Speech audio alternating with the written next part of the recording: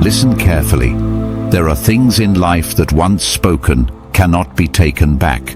Words have a way of reshaping the way others see you. And in relationships, especially with women, this truth is amplified 100 times. You think that honesty always builds trust. You think that pouring your heart out makes her love you more. But that's not how attraction works, not in the real world. What I'm about to share with you isn't a trick. It's not manipulation, it's survival. Because the men who blur the line between vulnerability and weakness, who speak before mastering themselves, almost always end up asking, why did she pull away? Why did her eyes lose that spark? Why doesn't she look at me like she used to? This isn't about playing games, it's about discipline, about protecting the frame that makes you desirable, respected, and trusted. So take this seriously, lean in, because today we'll go through the 7 secrets you must never tell a woman, not because honesty is bad, but because some truths, once revealed, destroy the very respect and admiration you hope to earn. And when we're done, I want you to comment below one lesson you're going to live by from now on. Not later, not someday, right now. 1. Insecurities. The world today tells men the same story over and over. Open up, share everything, show your wounds. It's presented as the path to intimacy, the way to build closeness. But the truth is more complicated. Confession doesn't always bring connection. Sometimes it plants the seed of doubt. Marcus Aurelius, the most powerful man in the Roman world, understood this. He wrote down his darkest thoughts every night. His fears, his insecurities, his exhaustion. Those words became what we now know as meditations. But notice something important. He didn't stand in the Roman Forum announcing his doubts to the masses. He didn't tell his soldiers, "I'm not sure I can lead you." He kept those words for himself, as a training ground for his own mind. That was his discipline. Now imagine this in today's world. A man sits across from a woman on a first date. The conversation is going well, but then he blurts out, "I'm scared I'm not good enough for you." She smiles politely, maybe even reassures him in the moment. But something shifts. Later, when life challenges them, when storms hit, those words echo in her mind. Instead of seeing him as solid, she remembers the cracks he revealed. This is where many men get confused. They mistake oversharing for intimacy.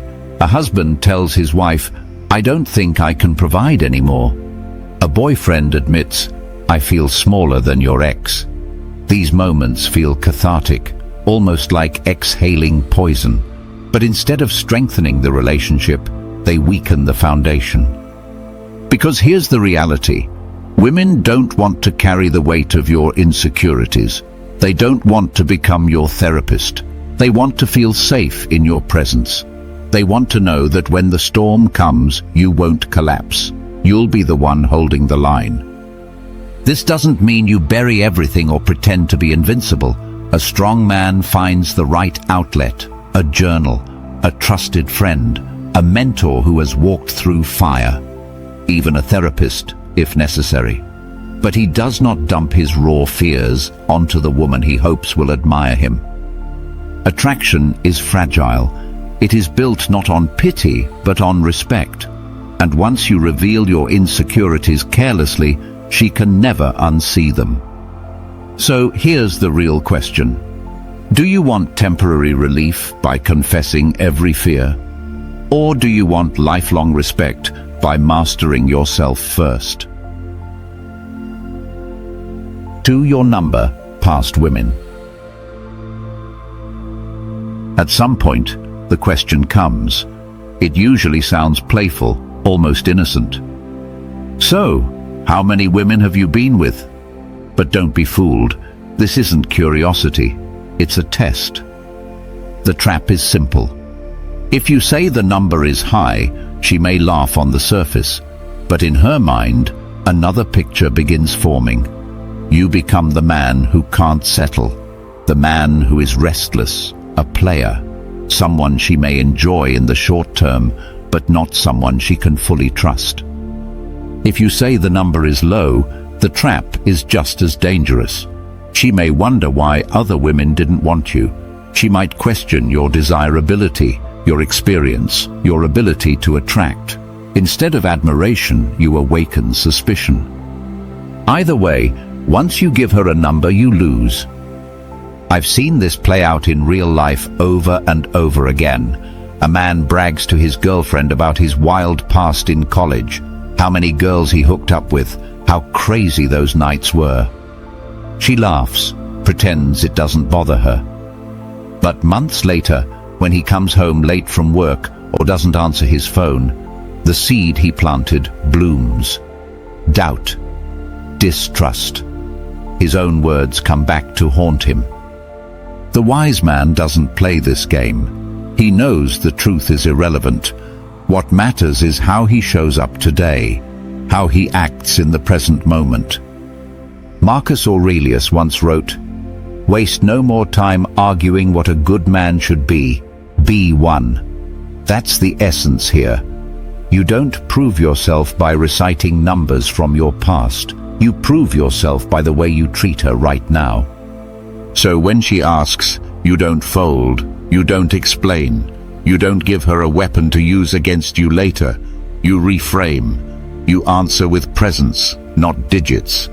Say something like, enough to know what I want and wise enough to know what I won't settle for.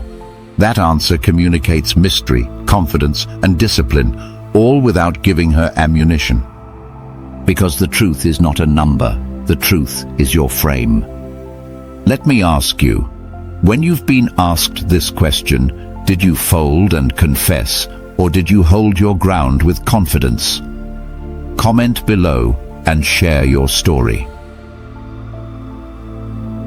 3. Money. If there's one subject that has quietly destroyed more relationships than almost any other, it's money. Not necessarily the lack of it, not necessarily too much of it, but the way men reveal it. The moment you tell a woman exactly what you earn, you hand over control of how she values you. Think about it. If you say the number is small, she might not dismiss you right away. She might even say, it's not about money. But deep inside, a shift takes place. Instead of seeing your potential, she begins to see your limits. Instead of the man you could become, she sees only what you are in that moment. If you say the number is large, the trap is different, but just as dangerous. Expectations begin to rise, subtly at first. She may start choosing restaurants based on what she thinks you can afford. Every trip, every gift, every future plan starts to revolve around your bank account. Your identity becomes a paycheck. You stop being a man with vision. You become a number she measures. I know a man in Texas who fell into this exact trap. He proudly told his girlfriend his salary down to the cent. At first, she admired him. She told her friends. But slowly, everything they did together became a calculation. What should he buy? What should he provide? What lifestyle should he maintain? He thought he was being honest. What he really did was put himself in a box he could never escape. Great men never lead with money. Rockefeller didn't inspire the world by telling them how many millions he made that year. Elon Musk doesn't win admiration by handing out his bank statements. They lead with vision, with ambition, with presence. Their wealth is a byproduct, not their identity. So when she asks the question, and at some point she will, don't hand her a number. Redirect. Say, enough to take care of what matters, and I'm building more. That answer communicates strength. It shows discipline and direction without giving away leverage. Because money is a tool, not your worth. It's not your crown, it's your sword, something you wield, not something you advertise. What do you think? Should money be spoken about openly in relationships, or is it better left as part of your mystery? Comment below and let's see where you stand. 4. Fear. Every man knows fear. Fear of failure, fear of losing status, fear of losing his job, fear of losing the woman he loves. Fear is universal. It's stitched into the human condition. But here's the truth most men miss. The moment you confess those fears to her, they no longer belong to you alone. You hand them to her. And once you do, attraction begins to die. Spartans were not admired because they were fearless. They were admired because they carried their fear in silence and showed only courage. They went into battle with pounding hearts, but their enemies and their allies never saw hesitation. Marcus Aurelius ruled Rome through plague, famine, and war. Do you think he never felt fear? Of course he did, but he did not confess it to his soldiers or to the Senate. He wrote about it privately in his meditations, where fear could be confronted, dissected, and transformed into strength. He knew what every leader knows. Trust is built not by revealing fear, but by displaying composure. Now bring this into the present. Picture a man in Ohio who loses sleep worrying about layoffs at his company. One night he admits to his wife, "I'm terrified of losing my job." In the moment, she hugs him. She tells him it's okay, but weeks later, when bills stack up, that confession replays in her mind. The man she leaned on is now the man she questions. He's afraid. Can I depend on him when things get worse? What he thought would bring them closer has instead made her uncertain. You think you gain intimacy by sharing fear, but what you lose is the very certainty she craves in you. Women want to feel safe in your presence. They don't want to absorb your trembling. They want to see your strength. This doesn't mean you bury fear or pretend it doesn't exist. That would be denial. The right path is discipline. Write your fears in a journal. Speak them with a trusted mentor, a brother, someone who has carried their own burdens. Confront them privately, master them silently, but never unload them onto the woman whose respect you need. Because when she looks at you, she should not see fear, she should see courage. And courage isn't the absence of fear, it's the decision to carry it with discipline so the people who depend on you never have to. Let me ask you, when fear grips you, do you hand it to others or do you master it yourself? Comment your answer below. 5. Betrayals. Every man at some point has faced betrayal. A friend who turned his back when you needed him most. A colleague who took credit for your work. An ex who lied, cheated, or used you until there was nothing left to take. Betrayal is as old as humanity itself. But here's what most men don't realize. Talking about your betrayals doesn't win you sympathy. It makes you look smaller.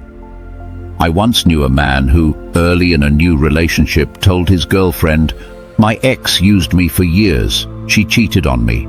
He thought he was being honest, even vulnerable. He thought it would show her how much pain he had survived. But that's not what happened. From that moment forward, she didn't see resilience. She saw victimhood. She began to wonder, if other women didn't value him, why should I? That relationship ended before it had a chance to grow, not because of what his ex did, but because of what he chose to reveal. History tells us a different lesson. Alexander the Great was betrayed by his closest generals. Julius Caesar was stabbed by men he once called brothers. Did they stand before their armies, broken, complaining about the disloyalty they suffered? No. Alexander pressed forward, conquering more land than anyone before him. Caesar, even in betrayal, carried himself with the dignity of a leader. They understood what Marcus Aurelius would later write: "The best revenge is not to be like your enemy." When you speak too much of betrayal, you carry the wound with you into the present. You relive it, reopen it, and make it part of your identity. You stop being the man who overcame, and you become the man who still bleeds. That is not strength. That is weakness disguised as confession. The strong man learns from betrayal, but he does not broadcast it. He adapts. He sharpens himself. He uses the lesson as fuel to grow sharper, wiser, more disciplined. And when he speaks of the past, he does not tell stories of wounds. He tells stories of victories. So ask yourself, when you remember the betrayals in your life, do you carry them like scars that show survival, or do you wear them like excuses that explain your failures? Drop your answer in the comments, because the way you carry betrayal will either define you as a victim or as a man who cannot be stopped. 6. Weakness. Every man has weak points. Maybe it's discipline, hitting snooze when the alarm rings, promising change tomorrow but never following through today. Maybe it's an addiction, too much drinking, too much scrolling, too much distraction. Maybe it's simply a lack of control in one area of life that keeps pulling you down. Weakness is human. But here's the key. If you confess those weaknesses before you've mastered them, she won't admire you. She'll pity you, and pity kills attraction.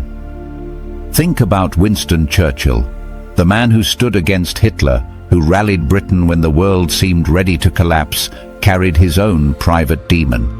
He called it his black dog, crippling depression that followed him for years. But Churchill didn't stand before the people of Britain and confess it. He didn't ask them to shoulder his burden. He led with courage, with fire in his speeches, with the image of a man who would never back down.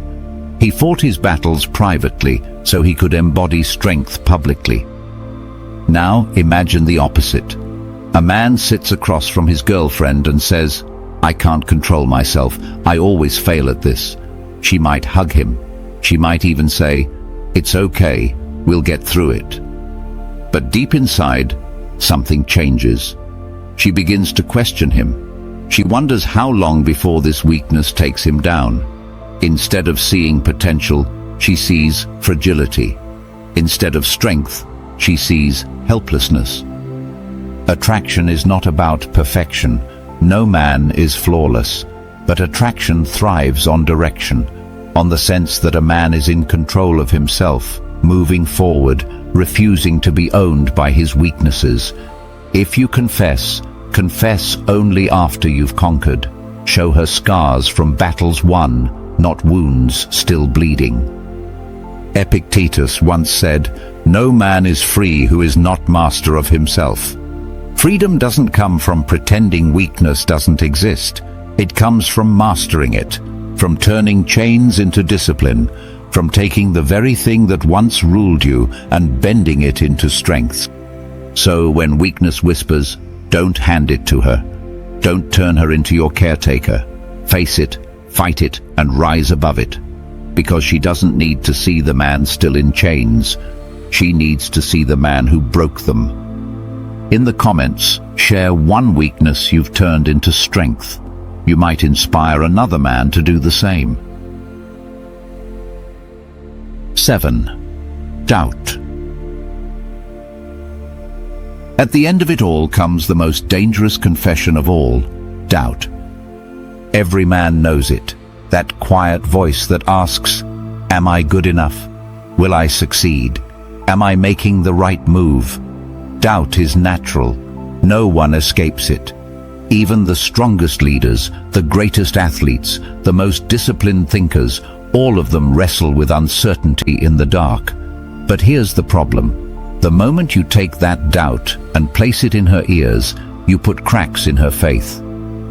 Think of a general standing before his soldiers on the eve of battle. The men are anxious, but they are ready. Then their leader says, "I'm not sure we can win." What happens in that moment? Courage evaporates. Hesitation spreads like wildfire, and hesitation kills. A single confession of doubt can undo months of loyalty, training, and trust. Seneca once wrote, "It is not because things are difficult that we do not dare. It is because we do not dare that they are difficult." The Stoics knew that doubt is not to be spoken. It is to be faced, endured, and transformed. Doubt is a signal, not a death sentence. It means you're pushing into the unknown. It means you're daring greatly. But speak it out loud to the wrong person, and it becomes poison. Now imagine a man in America today. He sits across from his girlfriend and admits, "I don't know if I can make this business work. I don't know if I'm cut out for this." She listens, she comforts him in the moment. But deep inside, something changes. From then on, whenever he talks about his dreams, she remembers those words. Instead of seeing a man charging forward, she sees a man second-guessing himself. Attraction weakens in the shadow of uncertainty. Understand this. A woman does not want your confessions of doubt. She wants your certainty. She wants to feel your resolve, even if behind closed doors you're still figuring it all out. Because leadership, in war, in business, in love, is about giving others confidence they can lean on. So when doubt rises, don't spill it. Face it. Write it down. Wrestle with it privately. Turn it into fire. Let her see not your hesitation, but your movement forward despite uncertainty. That's what builds respect. That's what makes you unshakable. Question for you. When doubt whispers in your ear, do you confess it, or do you convert it into fuel? Comment below and share your truth. Closing, the Machiavellian choice. Now you understand. The world does not reward men who overshare, who spill every fear, doubt, and weakness in the hope of being understood. It rewards presence. It rewards strength. It rewards self-mastery. Silence is not dishonesty. It is discipline. It is the mark of a man who knows what to reveal and what to guard. Mystery is not manipulation. It is magnetism. And self-mastery is not coldness. It is the very thing that makes a man impossible to ignore. So ask yourself, how do you want to be seen? As her rock, the man she leans on when life becomes heavy. As her warrior, the one who moves forward despite fear. As her king, the man who commands respect without needing to beg for it. Or do you want to become her patient, her project, her weakness? The answer is yours alone. Remember, hold your secrets close, hold your power even closer. And if you are ready to step into that kind of discipline, comment below, "I choose discipline." Because discipline keeps respect alive long after passion fades. Subscribe now and return ready to sharpen your edge even further.